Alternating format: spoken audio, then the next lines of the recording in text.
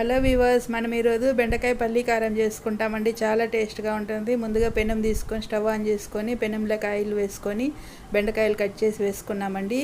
బెండకాయలు బాగా ఫ్రై అవుతూ ఉంటాయి. ఇంతలో మిక్సీ జార్ తీసుకొని వేయించిన పల్లీలు 1 కప్పు వేసుకున్నాను. 15 వెల్లుల్లిపాయలు వేసుకున్నా. 1.5 స్పూన్ కారం పొడి వేసుకున్నాను. తగినంత సాల్ట్ వేసుకోవాలి. జీలకర్ర 1 స్పూన్ వేసుకున్నాను. ఇవన్నీ గ్రైండ్ చేసుకుంటాము. బెండకాయలు బాగా ఫ్రై అవుతున్నాయి. ఇందులో కరివేపాకు వేసుకుంటాం. ఇప్పుడు మనం కొట్టుకున్న పల్లి పొడి వేసుకుంటామండి. గ్రైండ్ చేసుకున్న పల్లి పొడి మనకి ఎంత కావాలో అంత వేసుకొని ఒక 2-3 నిమిషాలు ఫ్రై చేసుకొని దించేసినామంటే మనకి బెండకాయ పల్లి కారం రెడీ అయిపోతుందండి. ఇది రైస్లోకి చపాతీలోకి చాలా బాగుంటుంది.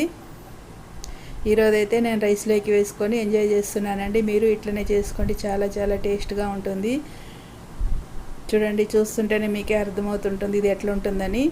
బెండకాయలు ఉంటే ఇట్లా ఒకసారి చేసి చూడండి. బాయ్.